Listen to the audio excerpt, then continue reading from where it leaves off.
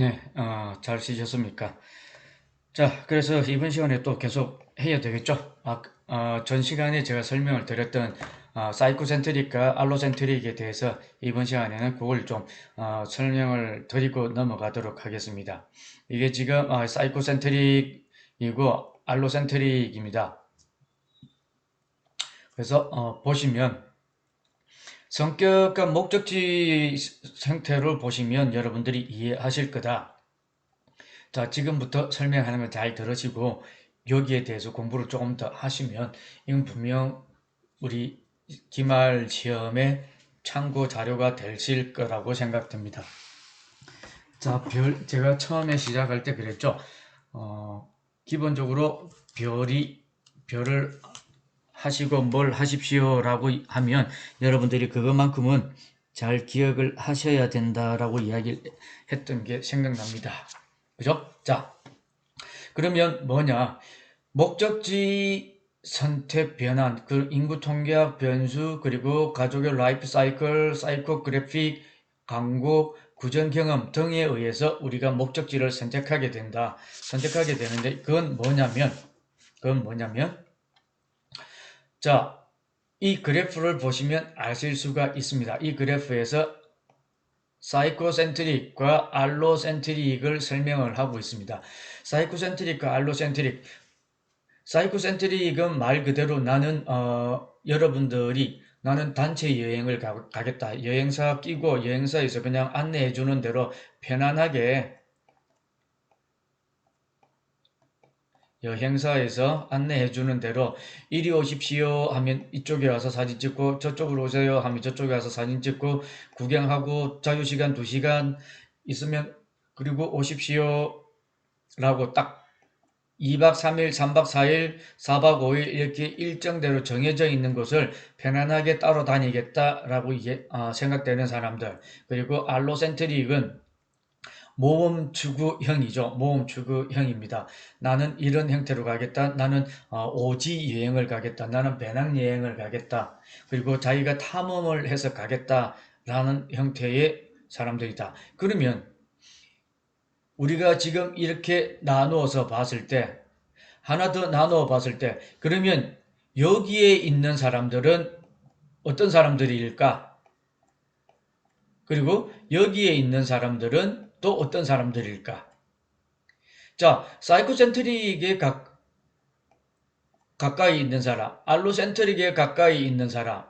이다 보니까 이 사람은 알로센트릭에 있는 사람은 알로센트릭에 이렇게 가까이 있는 사람보다 조금 더 머리 떨어져 있으니까 어느 정도겠죠. 중도형이라고 볼 수가 있습니다. 그렇지만 알로센트릭의 탐험 쪽에 더 많은 액티비티한 행동을, 액티비티한 여행을 즐기는 쪽에 더 가까운 사람이라고 여러분들이 판단하시면 되겠고 사이코센트릭은 그러죠. 여기 좀 편안한 여행을 더 선호하는 사람이라고 여러분들이 보시면 되실 것 같습니다. 자, 그러면 이걸 갖다가 뭐라고 하느냐? 안 보인다고요? 주계. 우리에게는 주계라는 게 있지 않습니까? 그죠?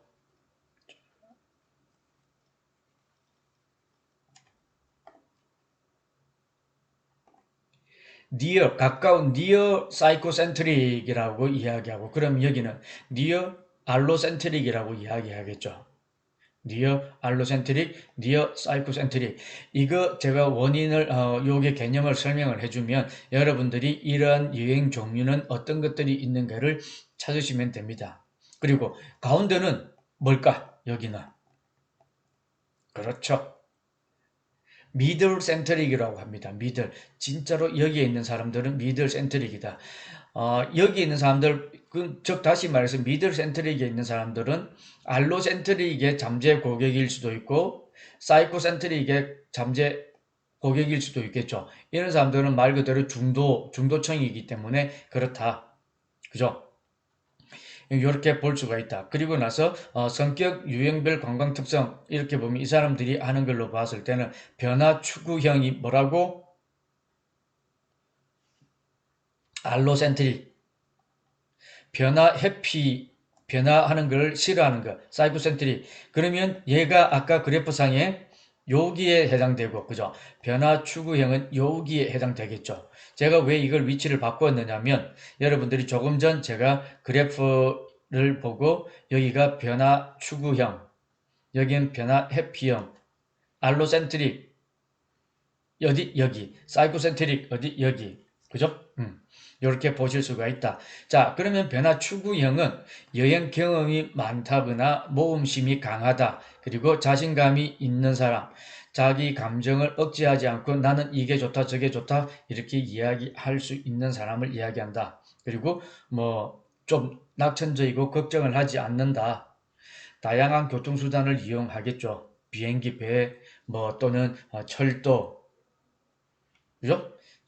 이국적 목적지를 선택한다. 아무래도 좀 매력물이 정형화되어 있는 것보다 이렇게 자기가 하는 것 찾아다니는 게, 그리고 휴가 중 많은 비용이 지출된다. 아무래도 혼자 가고 여러 곳을 가다 보면 비용이 더 들겠죠. 변화 회피형은 뭐냐면 이와 반대 개념으로 보시면 된다. 여행 경험이 적으니까, 나는 여행 경험이 적으니까 여행사 끼고 여행사에서 시키는 대로 할래. 모험심, 아이고 뭐 피곤해. 자신감, 아이고 아냐. 그리고 그죠? 감정 억제, 아이고 뭐 이래도 홍 저래도 홍, 좋은 게 좋은 거야. 사소한 걱정거리, 근심 걱정 인형한테 맡기면 되겠죠? 자동차 여행을 선호한다. 차 타고 붕 가가지고, 응? 차 타고 붕 가서 목적지에 내려서 몇 시간 있다가 오십시오. 관광지 설명 쫙 듣고 오시면 다시 차 타고 가면 됩니다. 그리고 친숙하고 안전한 목적지를 선호하게 되고, 그럼 휴가 중 적은 비용, 아무래도 여행사에 딱 주고 나면 더 이상 옵션 필요 없이 할 수 있는 겁니다. 그리고 이게 변화 추구형과 변화 회피형에 대해서 제가 설명을 드렸습니다. 그죠? 설명을 드렸기 때문에 여러분들은 이거는 정확하게 제가 다음에 사이코센트릭과 알로센트릭에 대해서 개념 정의를 하고 여기에 대해서 설명을 하십시오라고 하면 여러분들이 주저리 이렇게만 쓰시면 안 되겠죠. 여러분들이 나름 논리적으로 찾아서 공부를 하셔서 적으시면 되실 것 같습니다.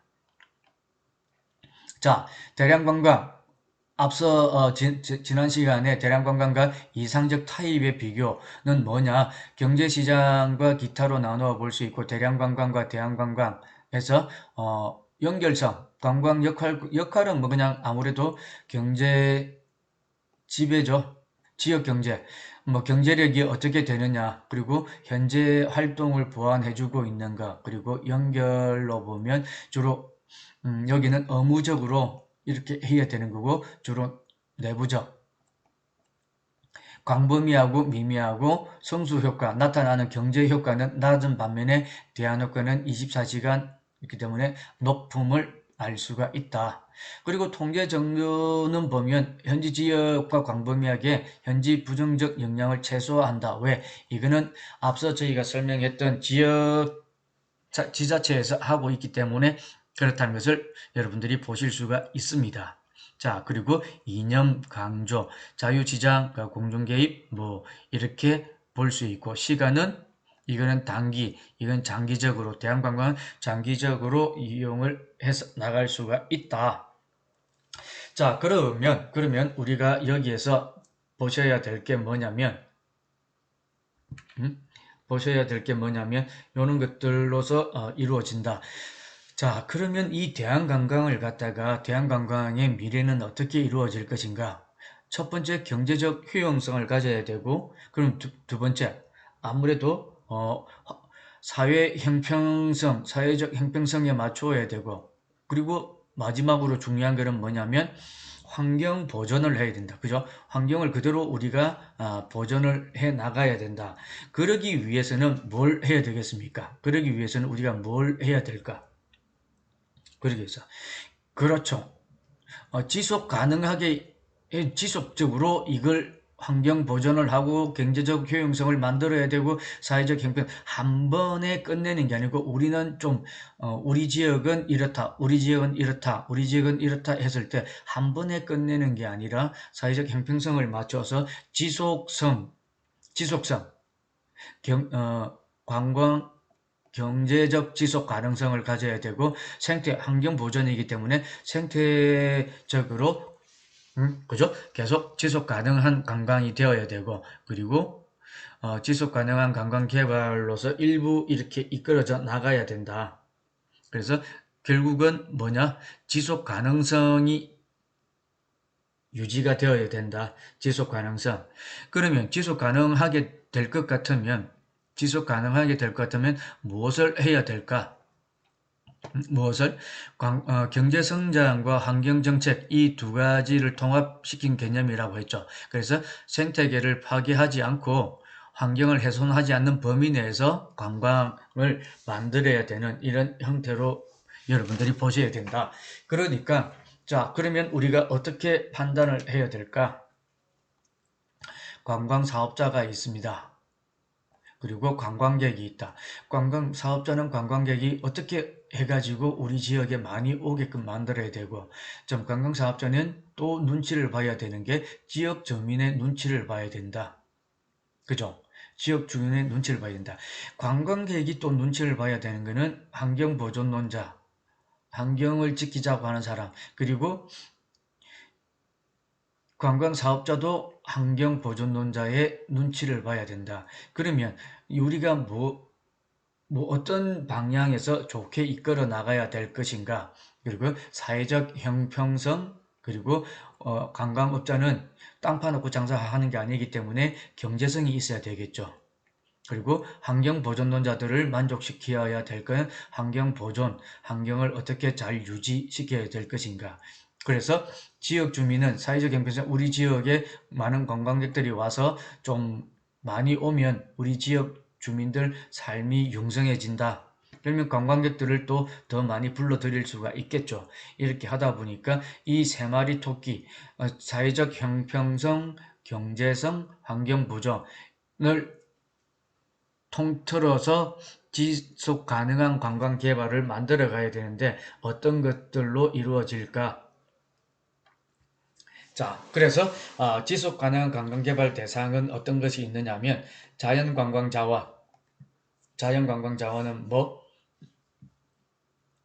해안, 산호초, 바다죠. 사막, 숲, 호수, 야생동식물 이것들로서도 충분히 우리가 관광 상품을 만들 수가 있습니다.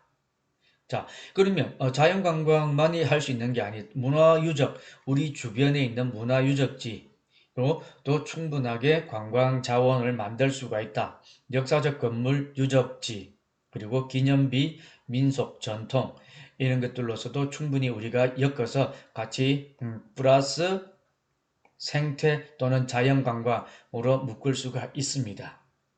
그리고 기후적인 요소, 평균, 온도, 습도, 강수량, 공기 등을 가지고도 우리는 이런 것들이 일정 지역의 사계절이 봄, 여름, 가을, 겨울 되어 있기 때문에 일정하게 나오는 것들이 있습니다. 최근에는 바로 겨울 다음에 그죠? 겨울 다음에 봄 조금 왔다가 바로 여름이 쑥 되어 버립니다. 여름이 되어버리는 이런 현상들도 빚어질 수가 있다. 그래서 지속 가능한 관광 개발의 중요성은 뭐냐?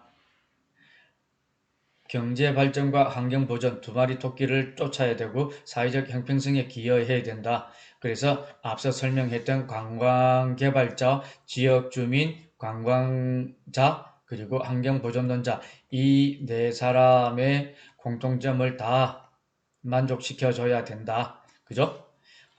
환경보호 향상, 그리고 기본적 인간 욕구를 충족시켜야 되고, 현재 미래 세대 간의 형평성을 촉진해야 된다.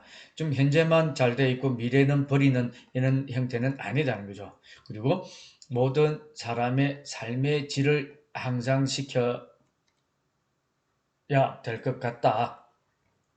그럼 결국은 관광 산업은 경제적인 이익과 환경 보호, 그죠? 경제성, 환경 보호를 통한 지속적인 환경 활동으로서 미래 세대에 대한 환경 이용의 형평성을 동시에 추구해야 된다라는 것을 우리가 볼 수가 있다.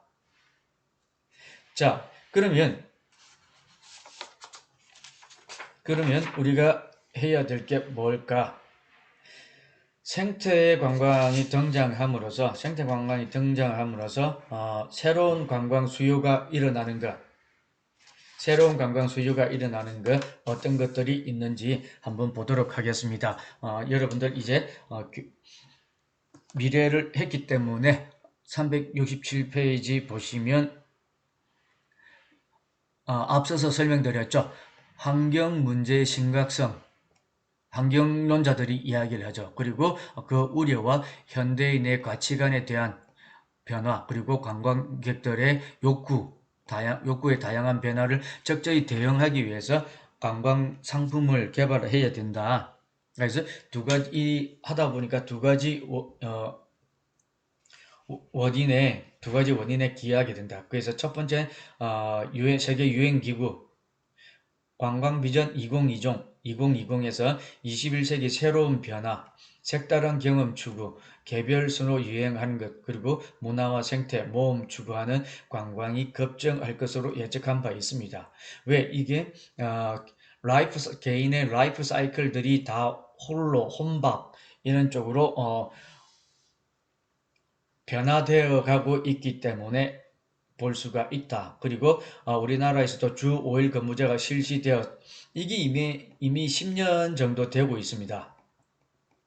10년 정도 되고 있는데 이는 것들이 10년 정도 되고 있는데 왜 처음에 우리나라에서 이런 주 5일 근무를 하라고 했을 때 3년 시행 이후 3년, 5년 차에 조사를 했을 때 모든 사람들이 TV 앞에서 소파에서 몸이 안 떨어지고 손에서 리모컨이 안 떨어진다고 했었습니다.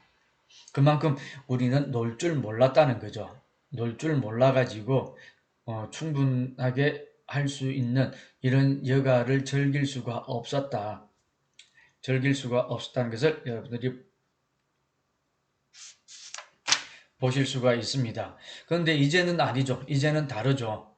이제는 다릅니다. 충분하게 우리가 주 5일을 쓸 수 있고 지금은 각 기업에서도 금요일 날 회식한다 그러면 입이 이만큼 나와서 1818 이러고 있습니다.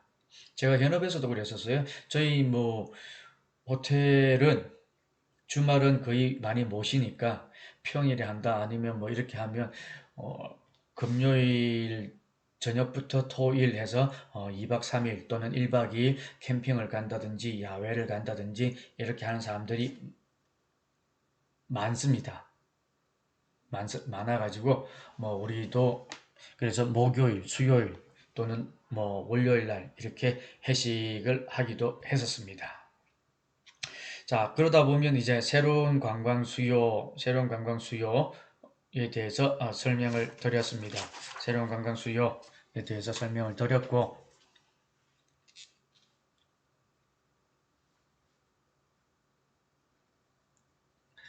자, 다음은 생태에 관한 개념은 에코투어리즘 해가지고 그 책임은 누구한테 있느냐라고 이렇게 영어로 한 줄. 이건 더 이코노믹 소사이어티에서 사회학에서 1991년도에 90년도에 이미 발표되었던 겁니다. 자, 그러면 367페이지 밑에서 보시면 되죠. 밑에서 생태 관광의 개념에서 자연 관광의 한 분야, 생태 플러스 관광의 개념 결합된 생태 관광이라고 나타났죠. 생태 관광이라고 이야기하고 있습니다. 자, 그래서 보시면 마지막 줄에 보시면 자연 생태에 관심을 가진 전문가들에 의해서 자연에서 이루어지는 것 이런 것들로 볼 수가 있습니다. 그래서 이게 자연을 사랑하는 사람들이 모여서 일을 하다가 이제 점차 일반인들에게 확산되어서 생태 관광의 모태가 되었고, 생태 관광은 이런 단어를 먼저 썼던 사람이 헤이처가 1965년 관광이 개발도상국에 미치는 영향에 대해서 이렇게 이야기를 했다. 라는 것을 여러분들이 보실 수가 있습니다. 자, 그러면 다음은 생태관광의 개념에 대해서 한번 볼까요? 1992년 김사영 교수는 관광자가 관광 대상에 대해서 극히 목적적이고 환경의식적인 인식을 갖고 원시 그대로의 자연환경, 그리고 또 특이한 야생 동식물 등을 가진 관광 생태계를 관찰하고자 하는 것. 그래서 이때부터 나왔던 게 체험학습 이런 게 나왔죠. 그래서 시민보 한국관광공사에서는 이렇게 과거와 현재 문화유적뿐만 아니라 과거와 현재 문화유적뿐만 아니라 이런 것들을 우리가 가져올 수 있게끔 한다라고 이야기를 하고 있습니다. 네, 역시 마찬가지 한국관광공사에서도 과거, 현재 문화유적뿐만 아니라 자연과 야생 동식물을 관찰하고 즐기기 위해서 비교적 청정지역을 여행하는 것 이런 형태로 볼 수가 있습니다. 쿠어스나 스완선도 이런 형태로 이야기를 하고 있다. 자, 그러면 이 개념들을 가지고 우리가 한번 체크를 해봐야 되겠죠? 자, 그러면 생태관광의 개념은 어떻게 이루어지는가? 결국 팩트는 보호와 개발을 어떻게 적절하게 잘 유지시켜서 쓸 수 있느냐. 그죠? 생태관광. 생태관광은 그렇다. 그래서 기본적으로 자연지역을 보호하는 데 있어서 수업이 아니죠. 수익. 그리고 환경교육, 그리고 지역 참여로서 이루어진다. 그리고 이 모든 것들을 통합했을 때 내려오는 게 보호와 개발로서 유지가 되고, 보호는 뭐냐면 생물학의 다양성, 생물이나 동식물들을 다차원적으로 이렇게 보호를 해야 되고, 자연자원을 보호해야 된다. 보호해야 되고, 그리고 개발은 뭐냐면 사회시설과 경제 향상을 위해서 이런 개발 두 가지를 해야 됩니다. 그죠? 그래서 결국은 생태 관광으로 이루어져서 내려올 때 보면 이 두 가지가 플러스 되어서 우리가 이야기하는 지속 가능성이 연계되어야 된다. 지속 가능성이 연계되어야 된다라는 것을 설명드릴 수가 있습니다. 그래서 보면 생태 관광의 개념적 구조 보면 있죠. 여러분들 교재 369페이지 보시면 그죠? 생태 관광의 개념적 구조 해가지고 바가 설명하는 게 있습니다. 바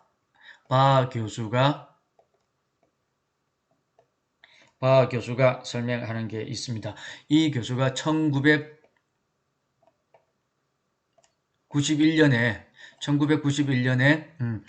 첫 번째 생물 자원에 대한 보존 이거는 뭐냐면 생물 자원은 특이한 동식물, 그죠? 특이한 동식물, 해양의 물고기라든지 식물 등이 광범위한데 실제 생태 특징을 보이는 대상은 한정적으로 우리가 보존할 수가 있습니다. 근데 지금은 이 생물 자원들이 이상 기온으로 해서 남해안에 파란 독성을 가진 문어가 나타났다는 등 잡혔다는 등 독성이 16배 되는 거, 200배 되는 독성을 가지고 있는 문어가 잡혔다 이렇게 이야기를 하고 있습니다. 하고 있으니까 기본적으로 우리가 조금 더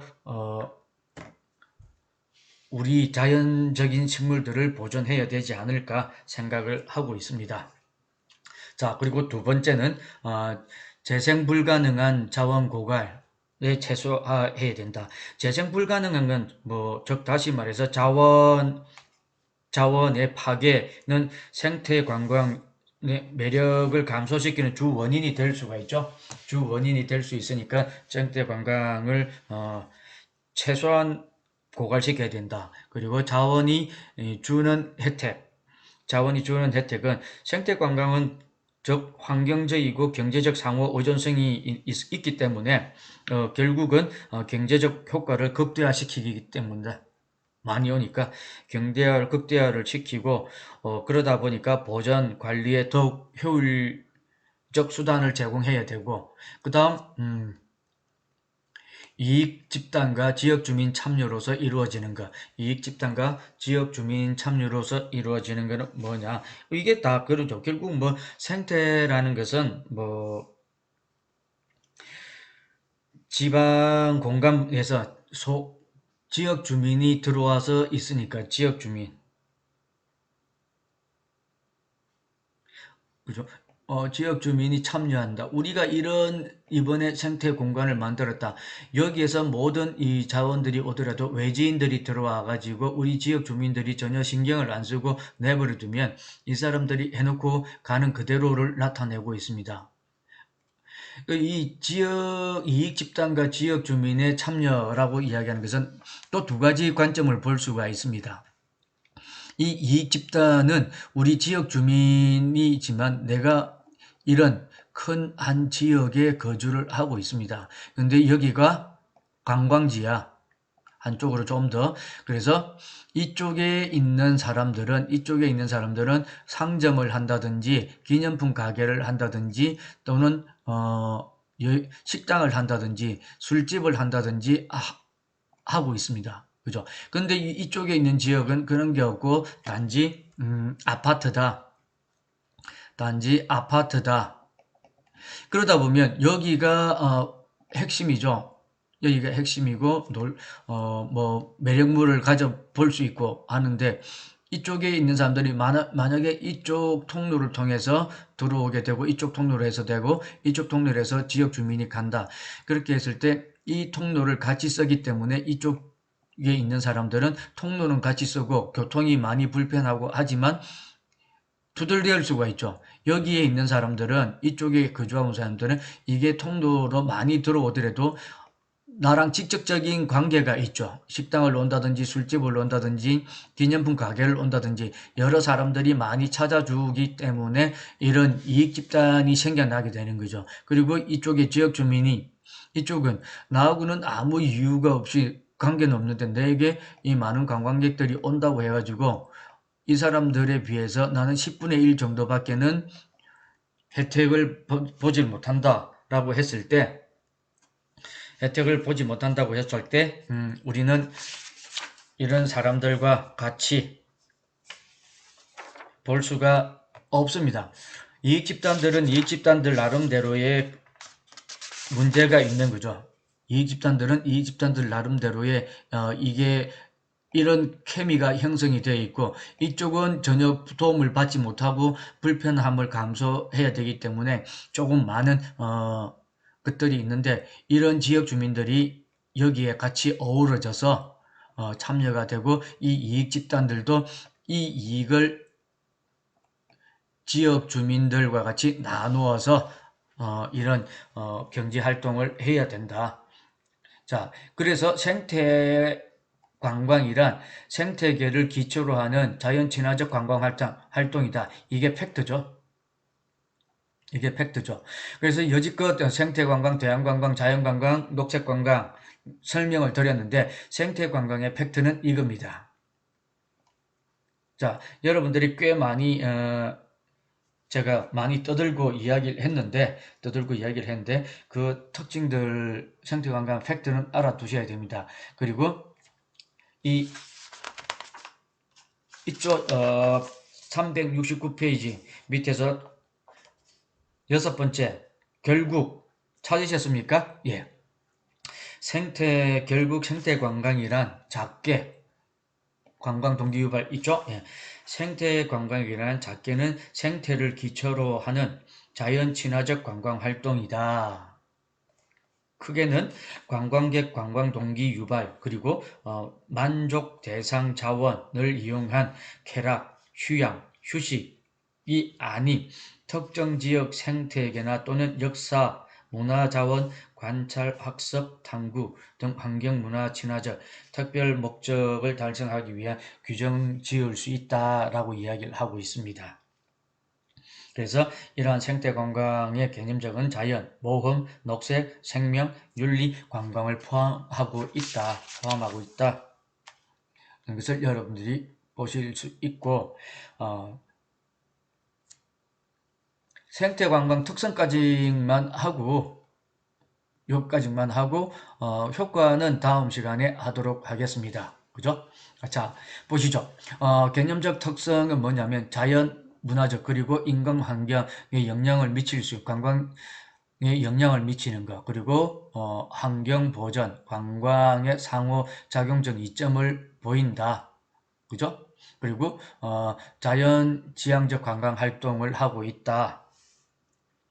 그리고 자연 보전, 생태계의 지속적인 유지, 목표 추구적 성격이 강한 활동이다. 그리고 환경의식을 바탕으로 하는 관광사업체와 정부 이익집단, 이익단체 등을 볼 수가 있다. 그죠? 환경과 인간 상호공존, 유기체가 되도록 자연 보존의 효과가 크다. 생태 관광에 대한 보전 매력성을 지속시켜야 된다. 그리고 독특한 SIT 자연 환경에 대해서 관광자를 유인하며 이를 매우 제한적으로 통제된 개발과 선택적 기법을 사용해야 된다. 많이 온다고 뒷다들이 받으면 안 된다. 자, 그리고 생태 개념적 특성을 보겠습니다. 생태 특성, 생태 관광은 책임질 수 있는 관광, responsible tourism이죠. 책임 관광. 그리고 지역 주민 복지와 환경 보전 성격이 강하다. 그리고 생태와 문화를 유지 보존해야 되고, 그러다 보니까 환경주의자와 관광 사업자 간의 이 유대관계도 유지해야 되고, 자연중심 관광, 특정 관광, 자연자원의 기초로 해서 여가 활동을 하는 것.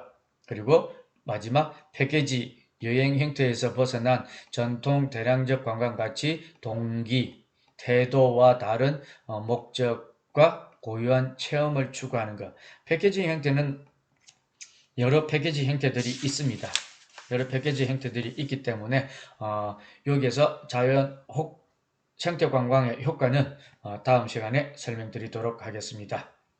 또 우리가 좀 이 형태에 대해서는 조금 여러분들이 공부하실 게 많이 있습니다. 자, 수고하셨습니다. 잠깐 쉬었다가 다음 시간에 또 하도록 하겠습니다.